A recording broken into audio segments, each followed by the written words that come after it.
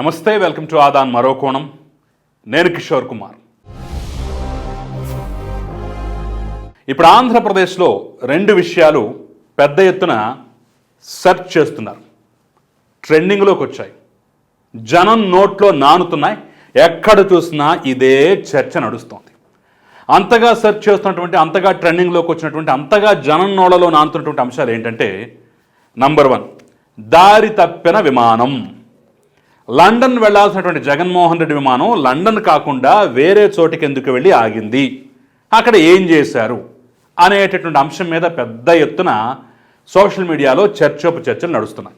విమర్శలు వస్తున్నాయి, ప్రతి విమర్శలు వస్తున్నాయి, అన్నీ జరిగిపోతున్నాయి. అదొకటైతే, నంబర్ 2, బెట్టింగ్. ఆంధ్రప్రదేశ్లో ఎన్నికల ఫలితాల మీద బెట్టింగ్ ప్రభావం ఎంత ఉంటుంది, బెట్టింగ్ సంస్థలు ఎవరికి మద్దతు పలుకుతున్నాయి, అసలు బెట్టింగ్ యాప్స్లో ఎవరికి అనుకూలంగా బెట్టింగ్ జరుగుతోంది, ముంబై కానివ్వండి లేదంటే కొన్ని బెట్టింగ్ యాప్స్లో కానివ్వండి, ఏ అంశం మీద చర్చ జరుగుతోంది అనేదే ఇప్పుడు ప్రధానంగా అందరూ మాట్లాడుకుంటున్నటువంటి టాపిక్. ఎవరికి అనుకూలంగా బెట్టింగ్ ఉంది. సో ఆ దారి తప్పిన విమానం కథ ఏంటి, ఈ బెట్టింగ్ కథ విషయం ఏంటో నేను ఈ వీడియో సాక్షిగా క్లియర్గా చెప్పే ప్రయత్నం, విశ్లేషించే ప్రయత్నం చేస్తాను. దయచేసి ఈ రెండు ఆసక్తికర అంశాలను ఎక్కడ మిస్ అవ్వకుండా, ఈ వీడియో స్కిప్ చేయకుండా ఆశాంతం చూసి మీరు కూడా తెలుసుకునే ప్రయత్నం అయితే చేయండి. అసలు పాయింట్కి నేను వచ్చేస్తాను. ఒకటి, దారి తప్పిన విమానం. దారి తప్పిన విమానం అంటే ఎక్కడికో పోవటమో, ఏదో గాల్లో కలిసిపోవటం, మరొకటో కాదు. మనం అలా కోరుకోకూడదు. అక్కడ దారి తప్పిన విమానం అంటే ఇక్కడ అర్థం ఏంటంటే, ఒక చోటికి వెళ్లాల్సినటువంటి విమానం మరో చోటికి ఎందుకు వెళ్ళింది అనేది ఇప్పుడు ప్రధానమైనటువంటి ప్రశ్న. సో అది ఒక చోటికి వెళ్లాల్సినటువంటి విమానం మరో చోటికి వెళ్ళిందా, లేదంటే అదే కరెక్ట్ ప్లేస్ అనే దాని మీద అయితే జగన్మోహన్ రెడ్డి, ఆయన పరివారం, ఆయన ఆఫీసు వివరణిస్తే తప్ప తెలిసే పరిస్థితి లేదు.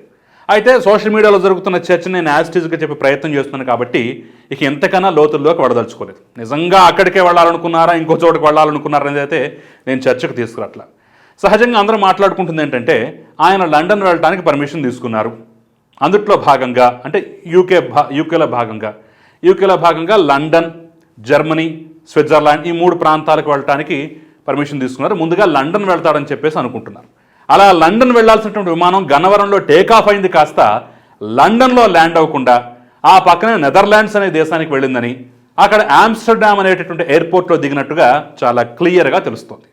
అంటే ఫ్లైట్ ట్రాకింగ్ కానివ్వండి, దానికి సంబంధించినటువంటి మ్యాప్స్ కానివ్వండి, ఇవన్నీ చూస్తే క్లియర్గా లండన్లో దిక్కుండా పక్కన నెదర్లాండ్స్లో, ఆమ్స్టర్డామ్లో దిగినట్టుగా చాలా క్లియర్గా అర్థమైపోతుంది. సో అక్కడి వరకు ఒక పాయింట్ క్లోజ్. మరి ఎందుకు వెళ్ళింది అనేది ఇప్పుడు పెద్ద చర్చనీయాంశం. దాని మీద వస్తున్నటువంటి వదంతులు, పుకార్లు మాత్రం ఇక్కడ చెప్పే ప్రయత్నం చేస్తాం. ఇది నిజమని కానీ, ఇలాగే జరిగిందని కానీ, ఇలాగే జరుగుతుంది అని కానీ నేనైతే ఎక్కడా సర్టిఫికెట్ ఇచ్చేటటువంటి ప్రయత్నం చేయట్లేదు. కేవలం ఒక చర్చ, ఒక అనుమానం, ఒక వదంతిని మాత్రమే ఇక్కడ ప్రస్తావించే ప్రయత్నం అయితే చేస్తున్నాం. దాన్ని బట్టి చూసే ప్రేక్షకులు కూడా ఆలోచించుకుంటారు.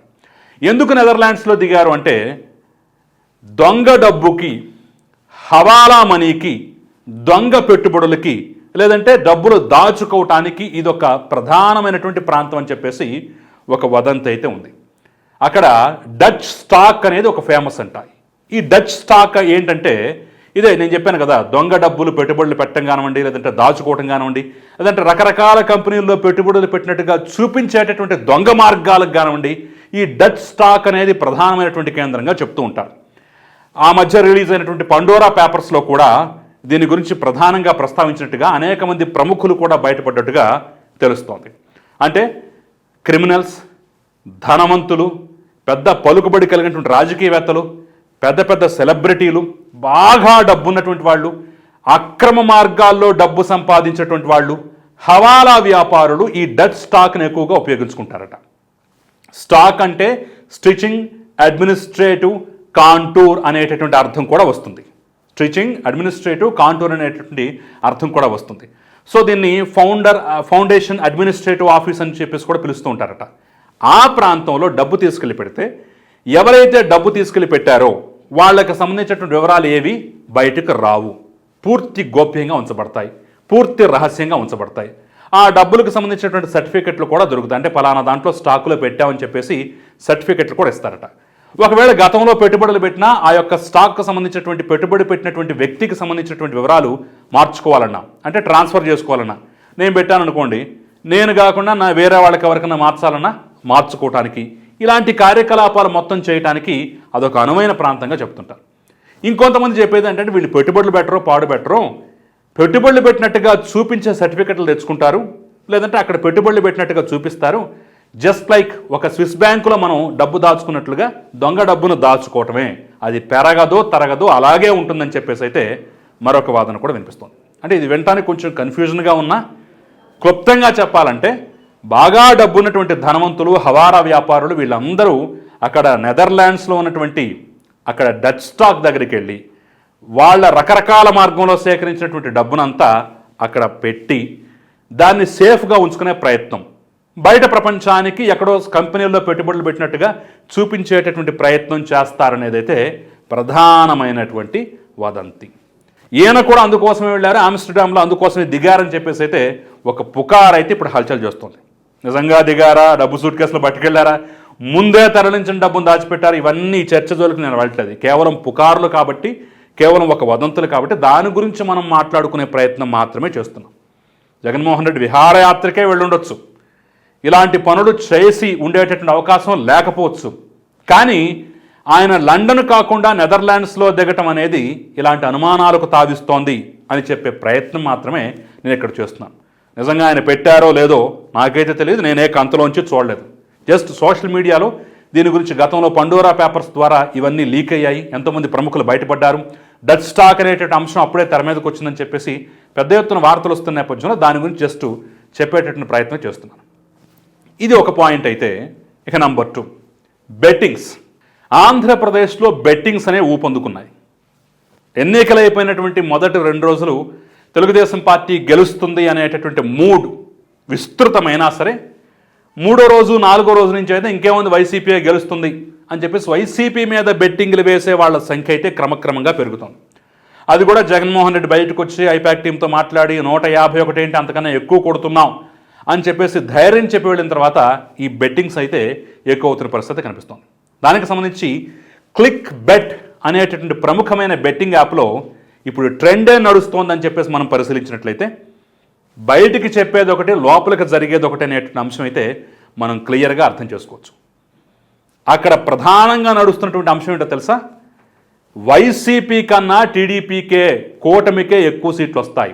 104 నుంచి 107, 108 సీట్ల వరకు టీడీపీకి వచ్చేటటువంటి అవకాశం స్పష్టంగా ఉన్నట్లుగా ఆ యొక్క బెట్టింగ్ యాప్లో బెట్టింగులు విపరీతంగా నడుస్తున్నట్లుగా అయితే సమాచారం అందుతోంది. దానికి సంబంధించినటువంటి స్క్రీన్ షాట్లు కూడా నేను ఇక్కడ చూపించే ప్రయత్నం చేస్తాను. వైసీపీకి మాత్రం కొంచెం గణనీయమైన సంఖ్యలో ఒక 70-75 సీట్ల వరకు వచ్చేటటువంటి అవకాశం ఉంది. కానీ తెలుగుదేశానికి 89-90 సీట్లు, కూటమి మొత్తం కలుపుకుంటే 104 నుంచి 108 సీట్ల వరకు వచ్చేటటువంటి ఛాన్స్ ఉన్నట్లుగా ఎక్కువ మంది బెట్టింగ్ రాయుళ్ళు బెట్టింగ్ వేయడానికి ఆసక్తి చూపిస్తున్నారు. సో ఆ బెట్టింగ్ యాప్లో ఇదే పెద్ద ఎత్తున బెట్టింగ్ అంశంగా మారిపోయినటువంటి పరిస్థితిని చూడొచ్చు. దానికి సంబంధించి ఇంకా ముంబైలో ప్రతిష్టాత్మకమైనటువంటి ఆ బెట్టింగ్ సంస్థలు కానివ్వండి, రహస్యంగా బెట్టింగ్స్ వేసేటటువంటి ఏదైతే ఏజెన్సీలు ఉన్నాయో అక్కడ కూడా ఇదే అంశం మీద ఆంధ్రప్రదేశ్లో ఎన్డీఏ కూటమా లేదంటే జగన్మోహన్ రెడ్డి అనేటటువంటి పరిస్థితుల్లో ఎన్డీఏ కూటమికి అనుకూలంగానే ఎక్కువ బెట్టింగ్లు జరుగుతున్నట్టుగా అయితే వార్తలు వస్తున్నాయి. సో ఆంధ్రప్రదేశ్లో ట్రెండ్ ఏ విధంగా ఉందని తెలుసుకోవడానికి రకరకాల మార్గాలుంటే అందుట్లో ఈ బెట్టింగ్స్ అనేవి కూడా ఒకటి. ఈ బెట్టింగుల్లో కూడా తెలుగుదేశం కూటమి మాత్రమే ముందంజలో ఉన్నట్టుగా తెలుస్తోంది.